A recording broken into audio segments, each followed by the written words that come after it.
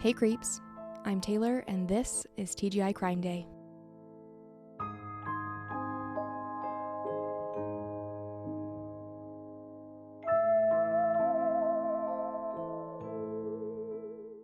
Hello and welcome to TGI Crime Day. Today's episode is going to be part 2, the final part of the Great British Train Robbery. Every time I say that, I want to say the Great British Bake Off. Is that what that show's called? Anyways, we're not talking bakeries, we're talking train robberies today. So if you have not watched or listened to part 1, go do that, or you will be totally lost because we're going to jump right in. I will have part 1 linked in the episode notes so you can easily find it before you watch this one. And then just to give you like a little refresher to where we left off in part 1, our gang of robbers pulled off their huge train heist, getting away with over £2.5 million. However, the police were quickly on their tails, and while the gang had planned to lay low at Leatherslade Farm for a few days, that plan was quickly squashed. They fled the scene, going their separate ways, assuming that the person in charge of cleaning up the crime scene and burning the farm to the ground would take care of any evidence left behind. Again, however, that particular associate took his portion of the money and, as they say, did a runner, leaving that big fat juicy crime scene ripe and ready for the picking. The police showed up to investigate, and our robbers are now stuck in hot water. Let's continue. The thing about Leatherslade Farm is that while it was in the middle of nowhere and seemingly hidden away with only one road to get in, when you go into a small town, you deal with a lot of looky-loos. Everyone is in everyone else's business, so if there is anything strange or there are newcomers or someone is acting oddly, they're going to notice. And that is exactly what happened. A sheep herder from a nearby farm called in a tip after seeing some activity happening at the farm. When the police arrived, the robbers were gone, but they had left behind the army truck, the Land Rovers, their sleeping bags, tons of food, some post office bags that contained the money, huge clues, lots of evidence. The police began dusting for fingerprints and found plenty of them because, again, someone was supposed to go and clean everything up, but they didn't. There were fingerprints found in the bathroom, on food bottles, and on the infamous Monopoly board that they used while playing Monopoly with real money that they had stolen from the train. Again, it's so punk rock.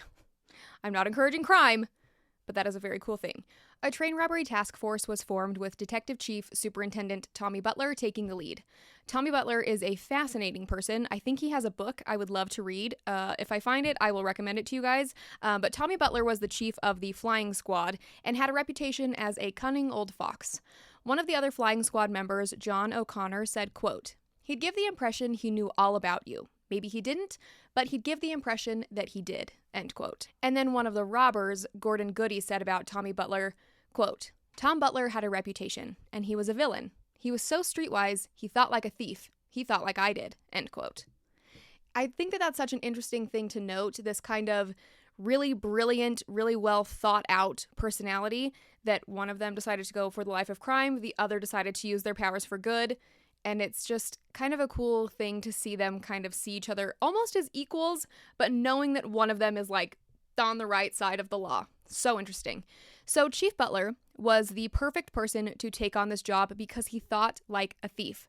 With the nickname One Day Tommy, because of how quickly he could get crimes solved, the task force was confident that they would be able to quickly track down the robbers. However, there was one little thing that didn't go exactly right. Even though Tommy Butler was strongly against it, photos of these suspected robbers were published in the paper. Butler was against it because this would give the robbers a heads up that they were onto them, and they would know to run, and most of them did run. The first robber to get caught was Roger Corddry, and Roger was hiding out with his friend Bill Bull. Bill and Roger were renting a flat above a florist shop, and they paid 3 months up front in cash, and the person who they rented from recognized Roger from the papers, and she thought that this sum of money was pretty odd for them to have in cash, so she called the police. Apparently, Bill Bull owed Roger some money, so he was helping Roger lie low, if I understand correctly. Roger was arrested 6 days after the robbery, and his friend Bill was arrested as an accomplice. Apparently, there was a man in prison who had been arrested close to the train robbery, and he told the detectives that he was willing to be an informant. He didn't have everyone's exact names, but there was another informant that was willing to fill in the gaps. The police used the names that they had been given to match up the fingerprints they collected at the farm, and this has been a big point of contention because a lot of the robbers feel that while, yes, they were guilty of this crime, they genuinely don't think that their fingerprints were left behind, and they think that maybe the fingerprints were planted there afterwards. I don't know how I feel about that because there were a few people who were never identified that got away because their fingerprints weren't found at the farm, so if you were going to set up this elaborate scheme to find these guys, wouldn't you catch all of them? Or maybe that would look too suspicious. I don't know. How deep does it go? And then as far as matching the fingerprints, I'm assuming they were able to use fingerprints they already had from past arrests of these robbers because all of them had records. So once the police had the names, it was probably very easy to track down their past fingerprints for comparison. More arrests followed in the next few months, and by December of 1963, 8 of the robbers and a couple of their accomplices were arrested. That was Charlie Wilson, Ronnie Biggs, Jimmy Husey, Tommy Wisby, Brian Field, Gordon Goody, Bob Welch, John Daly, and Roy James. One of the men who helped buy Leatherslade Farm was also arrested. His name is Leonard Field, and he was not related to Brian Field. So confusing, so many names. Brian's boss at the firm, John Denby Weeder, was also arrested as an accomplice. Buster Edwards and Bruce Reynolds had both taken their families and ran away to Mexico. Jimmy White had already been on the run for 10 years when he committed this crime, so he just kept evading police, which he was clearly very good at.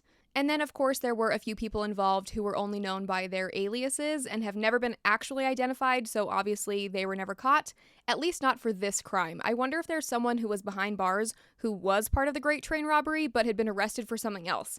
It drives me crazy, and we'll never know. The trial for the first round of arrests began on January 20th, 1964, and lasted for 51 days.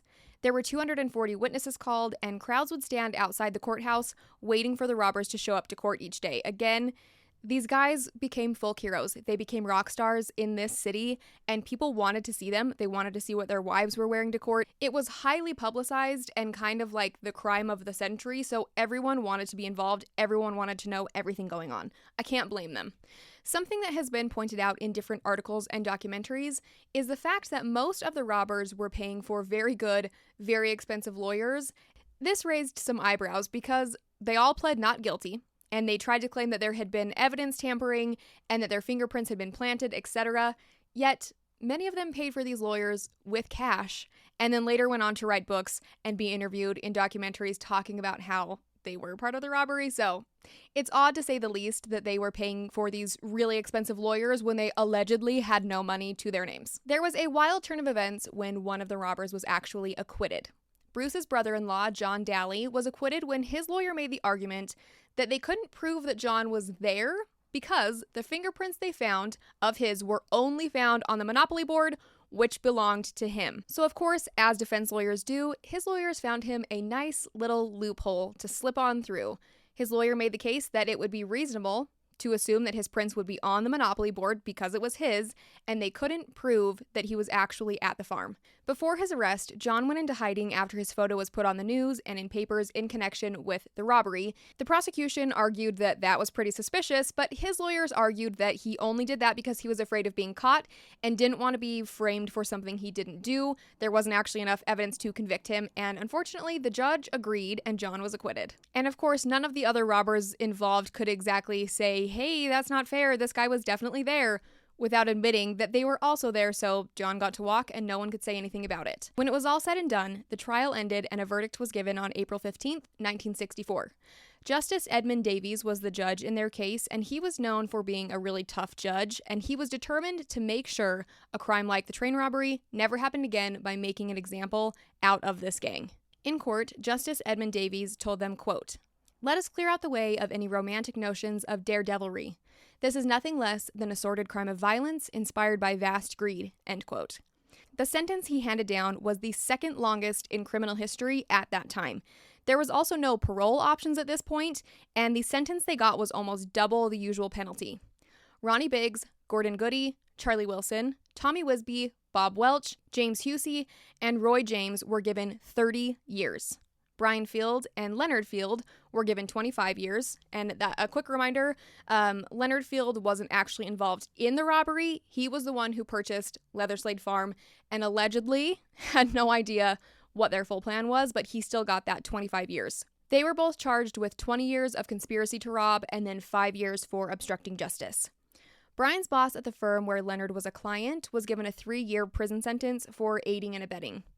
And then, in an absolutely tragic and shocking turn of events, Bill Bowl was sentenced to 24 years, even though he had had nothing to do with the robbery. He hadn't been there. He didn't know what the plan was. He had simply been arrested with Roger, and the police found something around 140,000 pounds in Roger's car. Then Bill was roped in with the rest of them. So these men watched an innocent man get sentenced to 24 years and could have done something about it, but chose not to. And it's actually really unfortunate because later, a lot of them would talk about how bad they felt that Bill was wrongfully convicted. They said things like, "This never should have happened. We all felt awful." But in court, they refused to say that he wasn't involved because, again, that would mean admitting their own guilt because they knew who was and who wasn't involved. It is weird, though, because Roger, who he was arrested with, was given a shorter sentence of 20 years because he was willing to give police information and he was the only one to confess his part in the robbery. So it seems like maybe he could have stood up for Bill and maybe he did, but the police didn't believe him. I'm not totally sure on that. But the bottom line is, Bill was sentenced to 24 years. And in his book, Bruce said, quote, "Somewhere along the line, crime became more brutal and violent, and many of us blame, in no small way, the sentences that were handed out to the great train robbers in 1963. 30 years per man for robbing a mail train is a disproportionate and draconian tariff for a crime that was committed without firearms. And it should have come as no surprise to the authorities that from that time forward, criminals took the view that they might as well carry guns." End quote. And I think Bruce was kind of saying that by doing that, it sort of opened this door for criminals to think, okay, well then I'm not going to leave any witnesses. It's awful and people just shouldn't commit crimes, but here we are. And I know I'm so back and forth with this case because it's not black and white, and it's okay if you, like me, are kind of on the fence with your opinions about certain points of this story. 30 years is a very long time, especially when you consider the fact that there were murderers who were given shorter sentences than these robbers. I think they absolutely should serve time for the robbery, but 30 years does seem very heavy-handed, in my opinion. I would like to know what other people think about that sentence. And I wanted to sum up Bill's part in this story before we move on. In January of 1964, Roger and Bill were both granted appeals. This was partly because of their ages. Bill was 50 years old at the time of his wrongful conviction, and Roger was the oldest robber. He was 42. The rest of the men were between 28 and 35.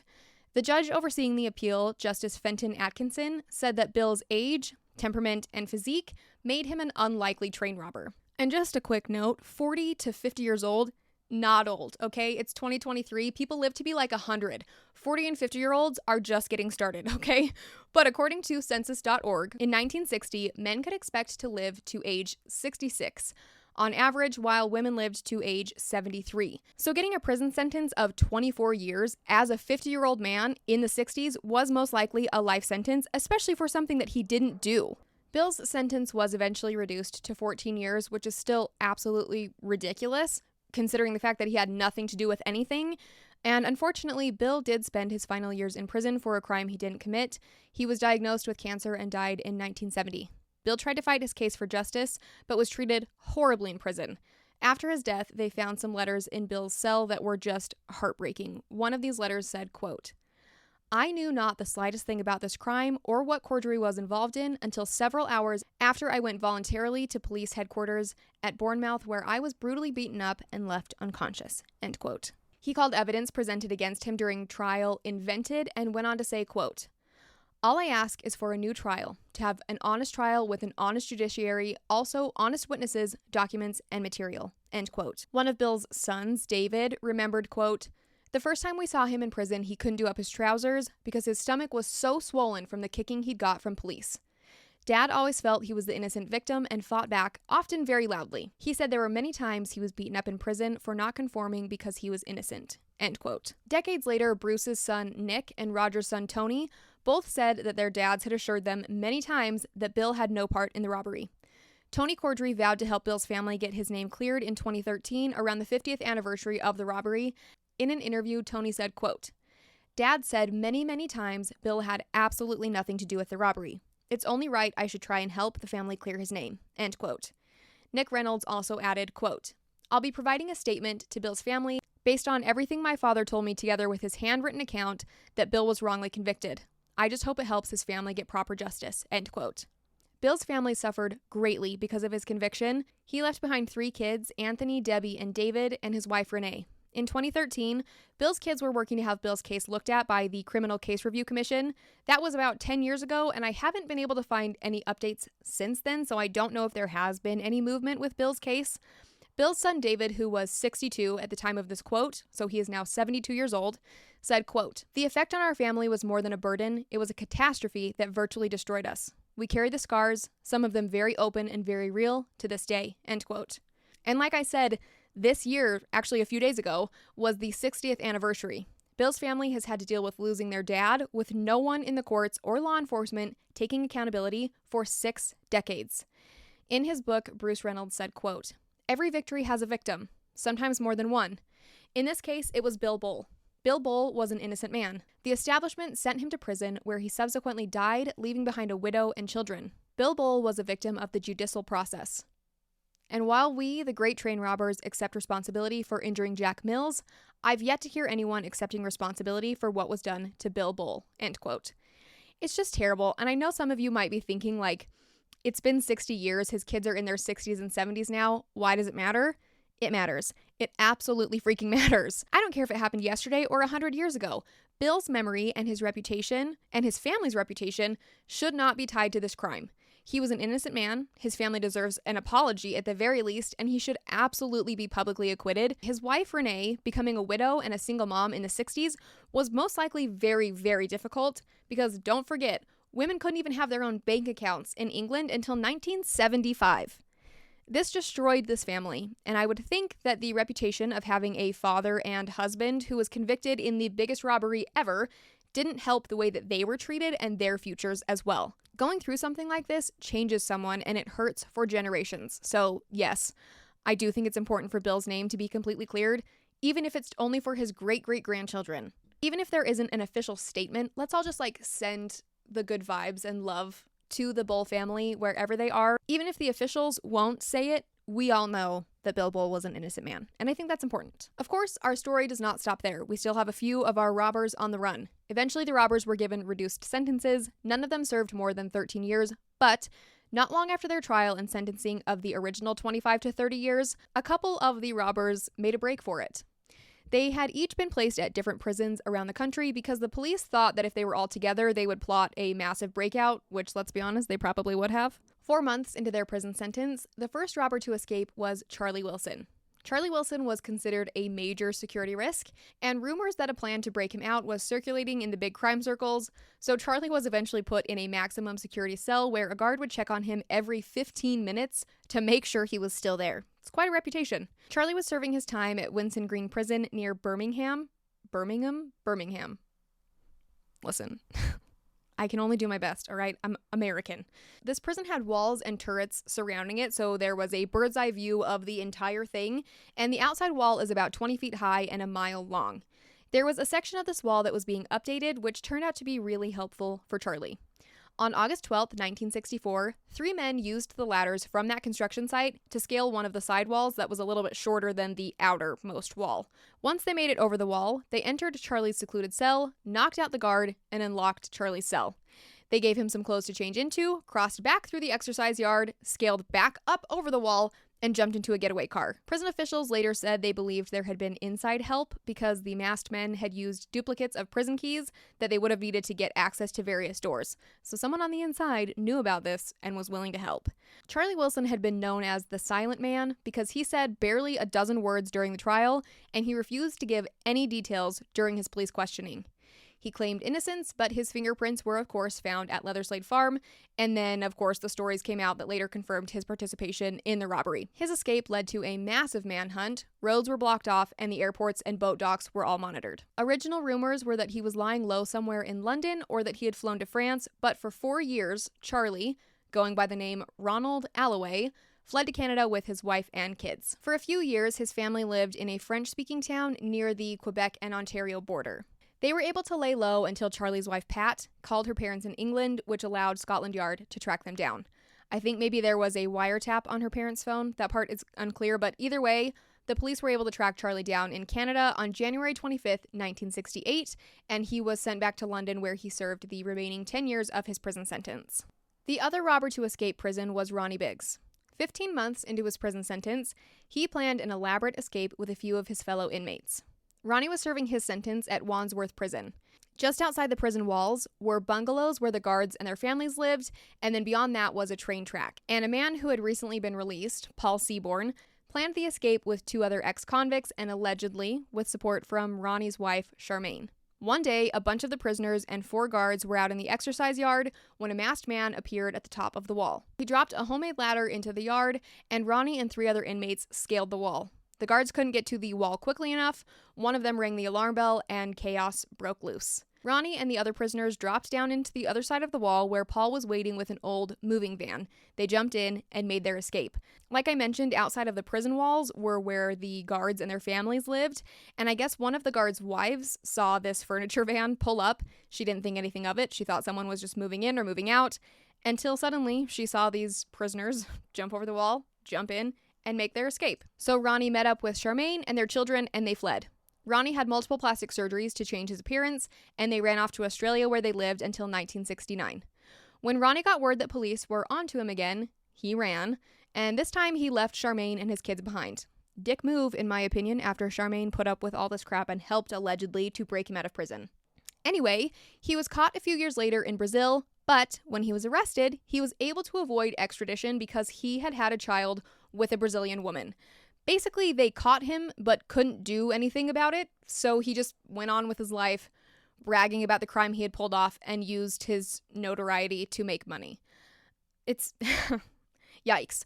Apparently, he recorded a song with the Sex Pistols in 1978 called No One Is Innocent, and I guess this song was only on air for 2 weeks before the BBC banned it because it was not a great look having a song co-written and performed by a criminal on the run played on public radio that was paid for by taxpayers. Also, interesting fact from what I read, the Sex Pistols were not together for very long, and they only had a few, big hits, and 2 or 3 of them were banned from being played on the radio because they're just too punk rock, which makes it the ultimate punk rock thing. Good job, Sex Pistols. Anyways, so these robbers, again, are outrageous, and it's hard not to be coerced into loving and admiring their stories, much to my own chagrin. So Ronnie spent many years kind of just living it up in Brazil until his health began to decline in the late 90s and he suffered several strokes. At that point, he announced that he was ready to return to London and he was arrested in 2001 and sent back to prison. However, his health continued to get worse and he was released in 2009. As I mentioned earlier, Bruce Reynolds, Buster Edwards, and Jimmy White all fled before they could be arrested with the rest of the gang. Jimmy White clearly knew how to keep his head down and blend in with his surroundings. As we know, he had already been on the run for 10 years with his wife and son when he took part in the Great Train Robbery. Author Pierce Paul Reed described Jimmy as, quote, a solitary thief. Not known to work with either firm, he should have had a good chance of remaining undetected altogether. Yet he was known to be one of the train robbers almost at once. First by other criminals and then by the police, end quote. He continued on the run for 3 years until 1966, when one of his old friends turned him in. In April of 1966, this old friend saw Jimmy's wanted picture in a newspaper and called the police to tell them exactly where he was. He was arrested and sentenced to 18 years in prison. Buster Edwards and his family weren't on the run for very long. He was also arrested in 1966 when the money ran out and his family became homesick. Buster negotiated a return from Mexico to England, where he was arrested and sentenced to 15 years in prison. He served 9 years and then was released early. It seems like Buster was a guy who wasn't afraid of being in the spotlight. He gave interviews to Pierce Paul Reed, who wrote the book The Train Robbers, and he did many interviews from what I understand. It sounds like Buster kind of jazzed things up here and there for his part in the story, including saying that he had been the one to hit Jack Mills, and he alleged that a man named Otto Skernezi, a German military official, had been the actual organizer of the robbery. Buster later retracted both of those statements because they were completely false, which is unfortunate for the author who already put those little tidbits in his book. Bruce, his wife Frances, and their son Nick became the Hiller family and bounced around quite a bit. After getting false passports, they spent some time in Mexico, and then eventually they went to Canada to be near Charlie Wilson, and then after that they went back to France, and then finally back to Bruce's hometown in Devon, England. Their son Nick remembers being on the run with his parents. He always knew that something was kind of strange about their lives, but he had this kind of idea that his dad was a good guy in hiding from the bad guys. I think Nick was about maybe 2 when they first went on the run. So when his dad was arrested, he was around 6 or 7 years old. So he spent the first chunk of his life in hiding. It wasn't until the police showed up to take Bruce away in November of 1968 that he put it all together that his dad was the bad guy here. After his capture, Bruce was sentenced to 25 years in prison, but he served 10 years and then was released in 1978. One of the investigators in the documentary I watched pointed out how sad it was that these really clever, interesting, and clearly smart men ended up in this life of crime, and I have to agree with that. A lot of these guys were absolutely brilliant and could have done so much with their brains. After Bruce was released in 1978, he tried to find success working in the textile trade, but eventually he turned to money laundering for some of the South London gangs. And he served 3 more years in prison for dealing drugs in the 80s. Once he was released from prison, he had a really hard time finding employment, which is unsurprising, and he made some money by doing media interviews. He wrote his book, again, great book, and then he also worked on the movie Buster as a consultant. He died of natural causes on February 28, 2013, when he was 81 years old. As I mentioned before, Ronnie Biggs was released from prison in 2009 after he'd been on the run and evading police in Brazil. He wrote an autobiography called Odd Man Out, The Last Straw, and spent his last few years of his life in a care home. He died of natural causes on December 18, 2013. A British Guard of Hell's Angels members escorted Ronnie's hearse to the crematorium. Tommy Wisby had given his share of the robbery money to his brothers for safekeeping, so when he was released from prison, he was set up pretty well financially, at least for a while. Unfortunately, Tommy and another robber, Jim Husey, got back into the crime scene pretty quickly. In July of 1989, Jim and Tommy pled guilty to being part of a 500,000-pound cocaine trafficking ring. Tommy was sentenced to 10 years, and Jim was sentenced to 7. After his release, Tommy left crime behind, from what I can tell, and he lived to be 86 years old. He died after having a stroke in December of 2017. Jim Husey lived to be 79 years old, and hours before his death, he gave a very shocking deathbed confession. His health had been going downhill for a while, and he confessed that he had attacked the train driver, Jack Mills, during the robbery. However, there are many people, including some of Jack Mills's own family, who believe it was a false confession, that maybe he was trying to take the fall for someone else, trying to protect the surviving robbers. Jack's son, John, said, quote, "My father told me who hit him, and he told me the circumstances. I'm not prepared to say who it was, but I know," end quote. Which makes me so confused.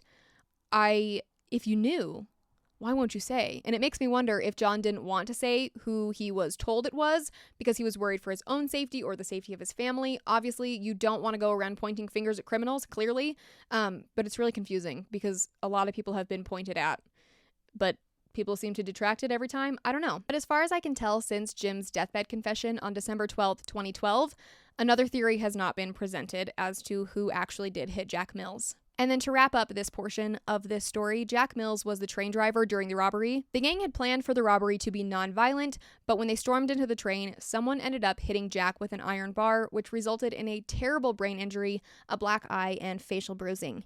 At the time, no one owned up to it, and many of the robbers expressed deep regret for Jack's injuries, saying that they never meant for any of the workers to have serious injuries. Jack was 57 at the time of the robbery and not far from retirement. His family has expressed that after the attack, he never fully recovered. Jack returned to work in 1964, but he had to take months off due to illness, and eventually he retired in 1967. After that, he was diagnosed with leukemia, and he died in 1970 after complications caused by pneumonia. And obviously, while the attack during the train robbery couldn't have caused him to get leukemia, his family did say that he was never quite the same after the attack. Bruce's brother-in-law, John Daly, who was acquitted for his part in the robbery, left crime behind and became a street sweeper in Cornwall. The locals called him John the Gent, and he lived until age 60. He died just 6 weeks after Bruce did in 2013. And until his death, he never told anyone about his actual part in the robbery, fearing a retrial and prison time. Gordon Goody served his time and then moved to settle down in Spain. While he was in prison, he took full advantage of the newly introduced school options. He studied Spanish and then left life as a career criminal behind, instead opening a bar in Spain and staying out of the spotlight until the end of his life. In 2013, when he was 84, he opened up and shared his side of the story around the 50th anniversary. He told a reporter about how he was the one who introduced the gang to the insider who worked for the Royal Mail Company and finally released the name of the man, only referred to as the Ulsterman. According to Gordon, a man named Patrick McKenna, a 43-year-old postal worker, was the one who gave them the inside scoop on how to rob the train. However, Patrick McKenna's family was shocked and kind of embarrassed that he was pointed at in this crime. Patrick passed away in 1994, and by the time this confession came out, he was no longer alive to defend himself. Apparently, Gordon had a book coming out at this time. He was also part of this documentary where he quote unquote revealed the Ulsterman's identity. But apparently he couldn't remember the man's name, and Patrick's family thinks he just pulled the name Patrick out of the air because Gordon remembered that the man had an Irish accent, and so he just picked the first Irish name that popped into his head, and then allegedly the producers looked into anyone named Patrick who worked at the Royal Mail at that time. They showed Gordon a picture of Patrick McKenna, and Gordon was allegedly kind of shifty and uncertain, but eventually he went ahead and confirmed that yes, that was the man. It was exactly like him. And then Patrick McKenna became named as the Ulsterman.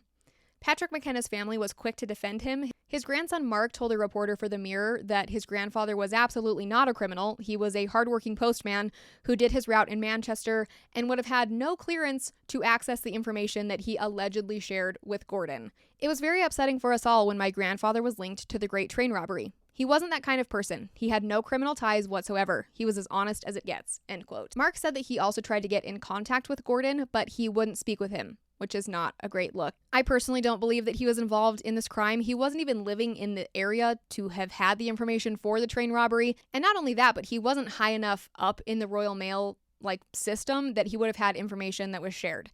It makes no sense. And it seems like a really unfortunate coincidence that he just said the name Patrick, and then it was pushed along by a TV producer trying to get a good scoop, in my opinion.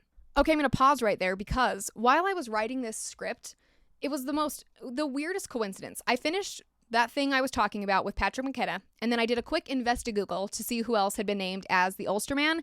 And as I was writing this script, an article was posted on August 6th, apparently breaking the news that a new person has been named. So breaking news, friends, right this moment, as I was writing this episode, Scotland Yard said that Patrick McKenna was not the Ulsterman for the reasons that I listed, and because they have a new person that is at the forefront named Gerald McMorrin, an Irish man who absolutely would have had access to the inside information because he worked as a senior position for security of the General Post Office. He would have known the exact timing of the train and how much money was on board. Gerald had also apparently worked with Gordon and Bruce's lawyers in the past, which meant that they could have met that way. There had never been enough evidence to question Gerald, and he passed away in 1999. However, there are some things that point in his direction. First of all, he worked in the security unit, dealing with preventing robberies from the mail vans and trains. So he knew what they were looking at security-wise. This information was only known by a few people to try to keep things like this from happening.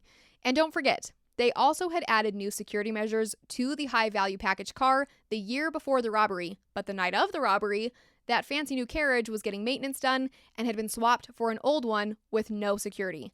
That is something that only a higher-up working in security would know. Also, Gerald was the only person working in this senior security position that had an Irish accent. Gerald's family does not believe that he could have been involved in the heist. They maintain that he was a very honest man and he had no previous criminal records or links to these robbers. Honestly, who knows? I feel like this is another one of those loose ends that will never be tied up or never 100% confirmed because there's just too many stories. There's too many people involved. But either way, that was very exciting information to have come up as I was in the middle of writing this episode. So circling back to Gordon Goody that opened up our Ulsterman conversation, he has also said that Jimmy Husey's deathbed confession was false. He said Jack was hit on the head after he refused to drive the train, but he still wouldn't say who'd hit him. Gordon passed away January 29th, 2016. Roger Corddry and Jimmy White are a little hard to track down after the robbery. It seems like they served their time and then went on with quiet lives. I wasn't able to find death dates for either of them, but they have both passed away from what I understand. Bob Welch is the last train robber alive as of August 2023. He actually suffered a bad leg injury in prison that led to him having several operations. Complications from one of these operations left him unable to walk. As far as I can tell, he went on to live a quiet life after prison. He is currently 94 years old.